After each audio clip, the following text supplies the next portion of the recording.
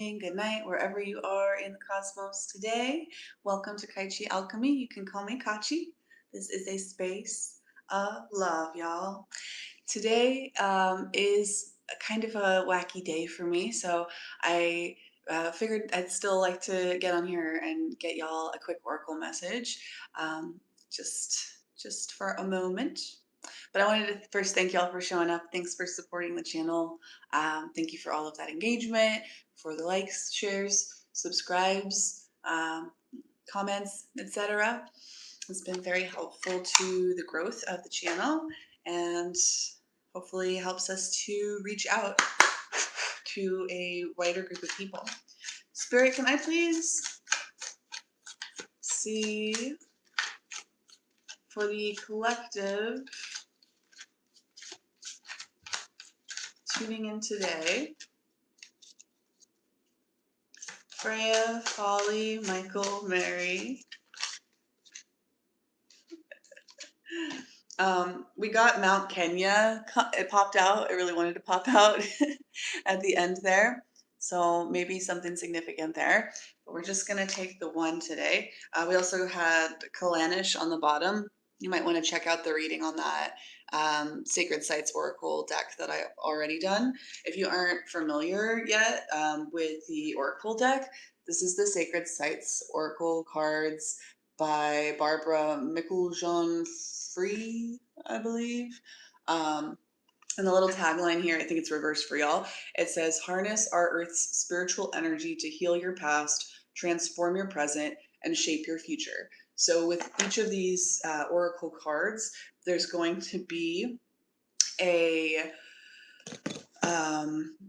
past, present, and future reflection for you, followed by some type of ritual, invocation, spell work, some action to take the wisdom you have gained a little more firmly, deeply, practically into your life, you know? Oh, so the card that we did get today was Jerusalem. So there may be some significance to the physical location of Jerusalem, the myth of Jerusalem, the Star of David, Hebrew, even like the modern like church structure, the institutional structure of religious Judaism. It could even possibly be a nod to like global events and things that tie those back to you and, you know, how they relate back to you. So I'm going to see here which section this is going to be. So it's from the east, Jerusalem, Israel, 118. 118 may be of significance to you. Ones may be of significance to you. Eights may be of significance to you. If you're just tapping in, tuning in right now, on the bottom of the deck, we also got Mount Kenya, if that happens to be significant to you in any way. I'm also getting that there is a connection between Kenya and Jerusalem that that most people are not quite consciously aware of, but that it may be useful for you to contemplate yourself personally. And the energy focus for this sacred site is reverence. It says, in the lower world, in the past, focus on the symbol of the Star of David, the six-pointed star that represents unity of opposing forces, the coming together of above and below, of the light and the dark. The card also shows Jews at the Wailing Wall, grieving for the temple destroyed over 2,000 years ago. Perhaps they are yearning for full connection with the power of their Lord. Is there something from your past that makes you weep? Is life now not all it once seemed? Are you unable to identify with the person you have become? To end the inner turmoil, to bring your opposing ideas into harmony, it is time to rediscover who you really are. This card reminds you that, in truth, nothing is lost. Its energy merely takes another form. Though three religions are in conflict over this one site, the energy of this land precedes them all and will be there long after they are gone. It is never diminished. The reverence you hold for what is lost will sustain you even when that thing or person has passed from your life. Through your daily thoughts, meditations, or prayers, the energetic connection lives on. Yeah, so whether it's people, places, things, pets, archetypes, like stories, identities, institutions, these things live beyond their expiration date, especially when we carry them with us. When we have relationships with our ancestors, when we have relationships with people that are no longer in the physical, that they do live in your electromagnetic field. They do live in the circuitry of your brain. They live in you. And in the same way, if there is a significant institution or place or symbol, nobody can take that away from you. The reverence that you feel, the meaning that is behind that person, place, or thing, it can never be diminished, no matter how that person, place, or thing is physically destroyed or attacked or diminished. Indeed. Let me see. Hello, hello. Hello, hello. I do need to get a little bit of like some community guidelines going. Give me some ideas if you have preferences. You know what I mean?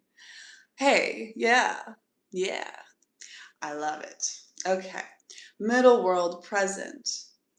So for the present position, it says Zion, as Jerusalem is known, is the rock, the foundation on which many temples have been built, the place where, it is said, Moses placed the Ark of the Covenant and where Jesus preached. It was also the destination of Mohammed's miraculous night journey or transportation from Mecca. This is now a place of pilgrimage for the Abrahamic faiths, fueling conflict. Where is the root of chaos in your life?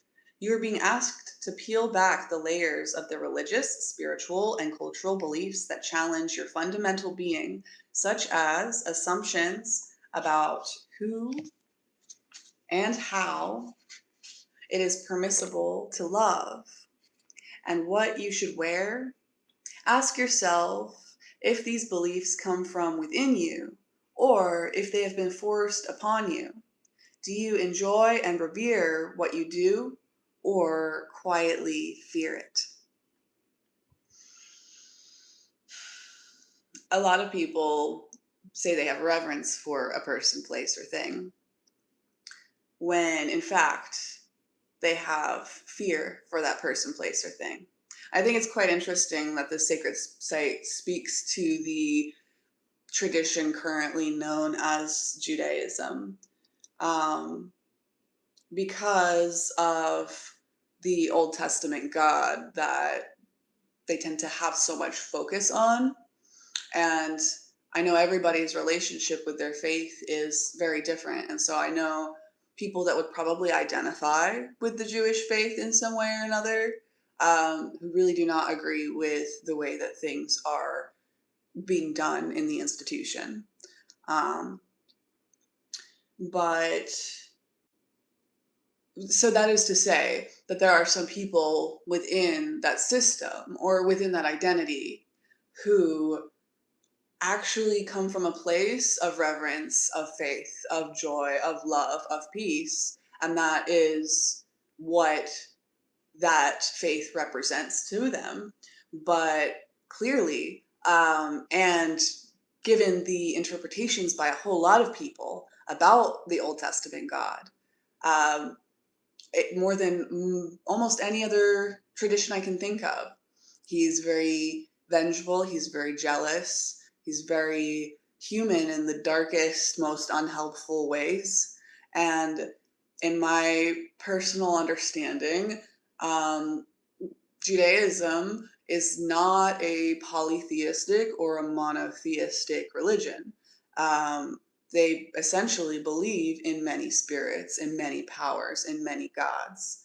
Yet they believe that if I cozy up to this one, this is the right one, and I choose you and you choose me and we take care of each other. It's kind of like a boys club energy in a lot of ways. And again, not everybody who identifies with the Jewish faith identity is not necessarily going to approve of or align with that thinking. But it is the vast majority of the way that most people talk about it, that most people think about it. And so there's really a distinction here asking you, um, are you truly moving in reverence to the people, places, and things that you honor? Or are you moving out of fear? I think that's an important question for you to all ask yourself, you know? In the upper world potential position, it says, feel the power emanating from the Ark of the Covenant. When the Israelites carried the ark towards the promised land, the waters of the river Jordan parted, and the walls of Jericho fell. The energy that emanated from the ark was that of the Creator, the light and power of the sun. When we realize that the life within us is to be revered, and so also the life within others too, then all conflict worldwide ceases to be acceptable. You are asked to stand strong and shine, not to hide in the shadows of ideas that limit life instead of enhancing it. Stand in the strength of your covenant with life itself and relish challenges and differences as opportunities to evolve rather than reasons to harbor hate, loathing, and arrogance. And I will just quickly say that to everybody in the chat today. I figured I probably should have done that ahead of time given today's message. But I think it is really important to confront, especially because a large group of my audience happens to be from the Western world in places where it's a really present, pertinent conversation. And in a lot of ways, I think that's kind of silly because there's really nothing practically you can do at all to make any impact on the way that that's going down. But no matter how those things go down, the essence of the energy of the sacred site, of the, what is the single word? Reverence, right?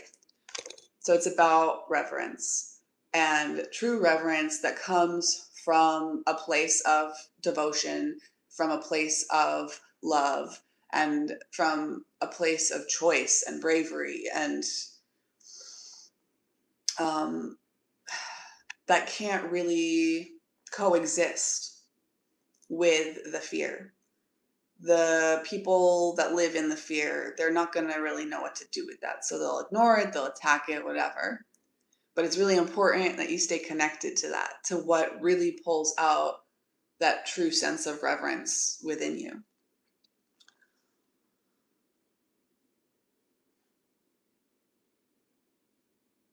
Okay, so the ritual for this oracle is called the Ritual of the Sun.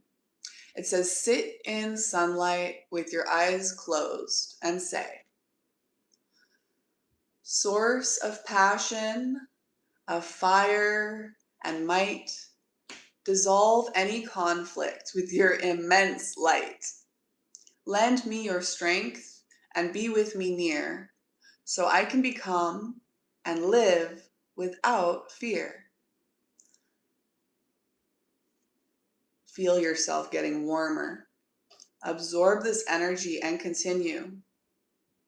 Gratefully, I accept the power of you, of protection to assist in all that I do.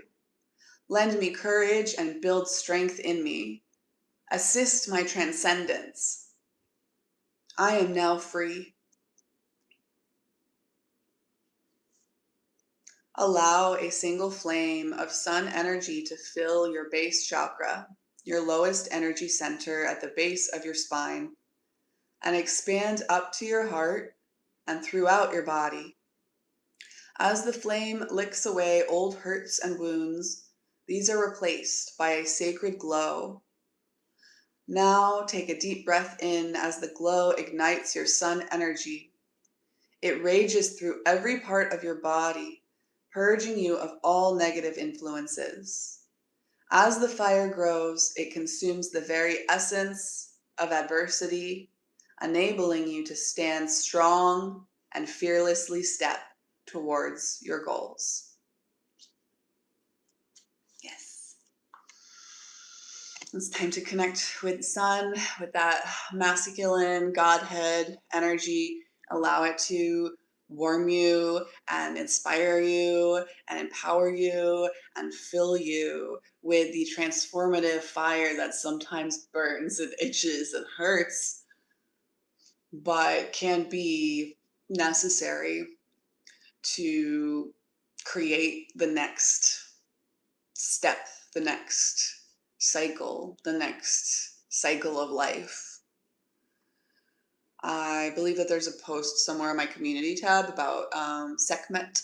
And I'm getting a very similar energy off of this card about allowing the transformational energy of fire of the solar god to fill you and bring you that kind of peace and clarity and strength that allows you to step fearlessly into the next section of your life, your next endeavor, to remain in a state of true reverence and to not be operating from a place of fear. Before I pulled the Jerusalem card for the Sacred Sites Oracle deck, I pulled a couple of shadow work cards for you guys, and what came out was Perfectionist. This one says pressure, shame, avoidance, hypercriticism. And this is very much like we were talking about the Old Testament God, the shame, the guilt, the fear, the anger, the rage. And this is the kind of wound that tends to come out of having daddy issues, having a relationship with a toxic masculine energy in your life, whether they're male, female, whether they were blood, family, or just deeply impactful to your early life. And then we also got need to be right, envy, and lashing out. And this is one way of dealing with this perfectionist wound, or not dealing, but reacting to, right?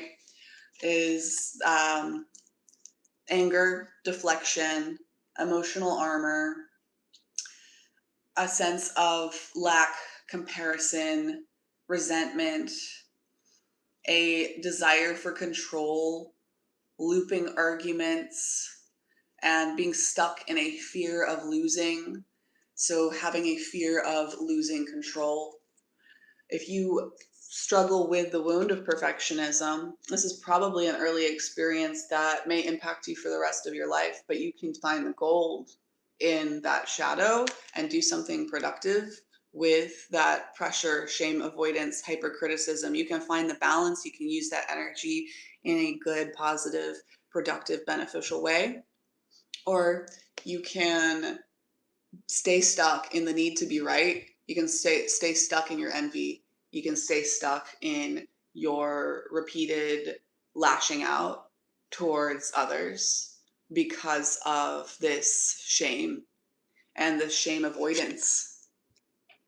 And you have to be perfect. And if you're trying so hard and you're doing everything you can and it doesn't feel like it's good enough and you're still feeling all of this shame and this pressure, then the only thing left to do really is to like take it out on other people, to fantasize about how they're so much better than you and what it would be like to be them, or to fantasize about what it would be like to prove them wrong and to punish them for being better or stronger or happier or clearer or whatever, adjective you tend to be stuck on about that person. And it's not to say that there's anything wrong with you for having that reaction, but a lot of people don't necessarily recognize that's what they're doing. So the beauty in recognizing that is the ability to transmute.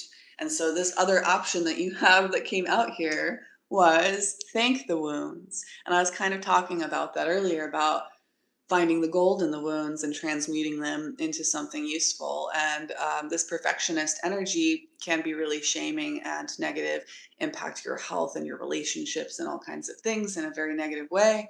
It can also make you reliable and a hard worker and good at your craft. And if you funnel these things into the right direction, then you don't have to let it take over your life or turn you into somebody that you struggle to trust and respect and like, you know. I feel like I just saw a comment and then it disappeared. Don't know how that works. Interesting. But in any case, here on the card it says gratitude, transmutation, and soul wisdom. So this is what you are being guided to do right now. You are probably struggling with some sort of daddy issues. You may not necessarily have ties to the Abrahamic religions, but I know that there is a ton of religious trauma that has happened within those realms, right? So today, be extra slow and gentle with yourself as you're contemplating this perfectionism wound and meeting it with gratitude, meeting it with wisdom, meeting it from a sincere place in your soul, and coming to a real place of repentance over the things that you struggle to respect yourself for, the words and actions that you have chosen, and throwing that in the fire of transmutation and allowing that to turn this perfectionism wound into a superpower, because all trauma creates superpowers, and that is God's plan, and that is justice, and that is karma. And it is also something that we have to use our free will to empower ourselves with, to enact, really. Just because it's always available to us doesn't mean that we always make ourselves available to it. But it's ready at any time. At any time. Thank you so much for being here. I love you so much. Love, light, peace, and personal responsibility. I will see you next time. Boop.